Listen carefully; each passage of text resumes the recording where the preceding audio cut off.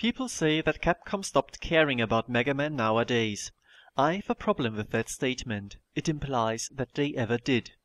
This game, released just half a year after Dr. Wily's Revenge, is one of many indicators that when it came to this franchise, they have always made bad decisions.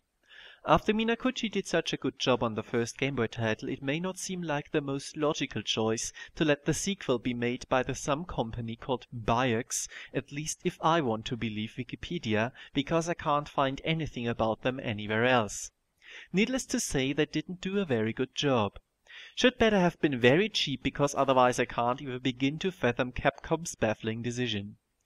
The story is about as sensible as the game's history. Wily steals a time machine called the Time Skimmer to travel exactly 37,426 years into the future, where Mega Man doesn't need to fight anymore and thus is defenseless against capture.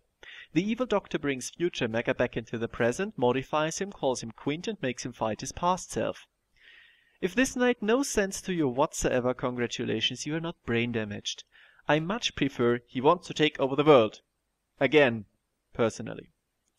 My story with this game is far quicker. I have none. Having only watched it, and quite a while ago, this would enable me to make blind runs of it. However, I'm bad at doing these, and want to give the game a fair shake with my normal style. So I'll just do both and you can choose what you want to watch. If this sounds like a bad idea to you, just wait until you hear the music. This is Simon with Let's Play Mega Man Secundum. That's Latin for the second, as the Game Boy titles always use Roman numerals and you can't really hear that. If you think this music is really bad, just wait until you hear the stage select. Ouch. It's been a while since we had a really overpowered weapon, so why don't we test out if Metal Man still is the king of the broken ones? Sadly enough, we will have to endure a little more ear torture for that. And again, because this game for some reason saw fit to include an original soundtrack which doesn't work at all. What I do have to praise it for is that they did fix the issue with the jumping. You will no longer carry some strange momentum with it. We also have a slide now, which I've always liked. Sadly enough, it looks a bit awkward, but it's not a deal breaker. These guys here are back from Mega Man 2, also work as usual, and this is definitely not usual.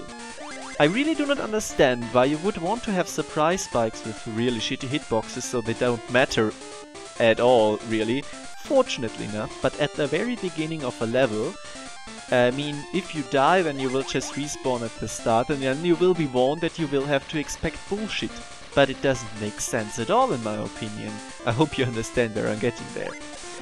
This is the introduction to two of the level gimmicks at once, that means one enemy and the conveyor, which is also something that rarely happens in a Mega Man game that wasn't made by incompetent idiots.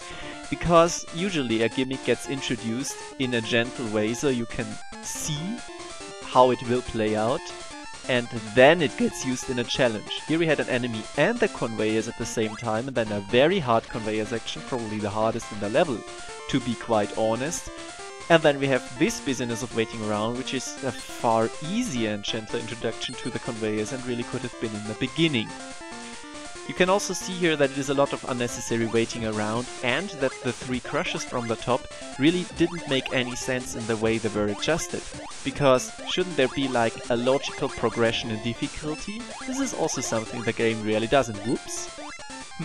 Surprise! You couldn't really see that thing there, could you? The drills are far better than in their previous incarnation in Dr. Wily's Revenge, just because you can see them coming far easier and because they are not everywhere. Fortunately enough. Still does not make them a very good enemy, but I'm not one to complain overly much. I do think I should have cleared that, but this game has a huge problem with hitboxes. Now for a fun section. This is actually pretty nice if you do it like that and do not wait them out, and I do appreciate it that you can speed up the process. This is also a room in the next one, which shows a little promise in that it is arranged, just like lots of the rooms in Wily's Revenge, as a puzzle of some sorts. Unfortunately enough, if you do it wrong, then you can still screw yourself a little over here, but it's not that big of a deal. And again, if more rooms were like this, where you had to figure out a solution to dodge around the Metz's bullets and try and find the best way through it, then this game would have been far improved. Sadly enough, not many rooms are like that. And also this doesn't really have to do anything with the rest of the level's gimmicks, so it comes a bit out of nowhere, as does the background. What also doesn't really work are the ladder physics. Case in fucking point. What the fuck was that about? Okay, screen transitions are also pretty awkward. Generally, this game is very wonky. One of the glitchiest and not really workingest Mega Mans I have ever played, and that includes X6. This section here, following, is pretty damn pointless. The thing is, we already saw a lot of these clowns, and we already had a section where they were used, together with the conveyors, in a relatively intelligent fashion. So now what is this? There is absolutely, literally no challenge involved in this whatsoever. You can just outweight them and then jump over them with no problems involved, and the last jump doesn't even have one. I don't also know why this one also already spawned, which usually doesn't happen, but anyway, my point is, this was the easiest and absolutely challenge-free section of the entire level. Why put it at the end? It makes no sense. But what is even less sense-making are the boss doors, really. You cannot jump through them, you cannot slide through them, you have to touch them by walking at the bottom, then it will make an automated animation and push Mega through, for some reason. So, Metal Man, he will still react to what you do, and has a big problem in that it is pretty hard to dodge him on the smaller screen. Which was not that easy at the start, but I'm really terrible at doing it here now.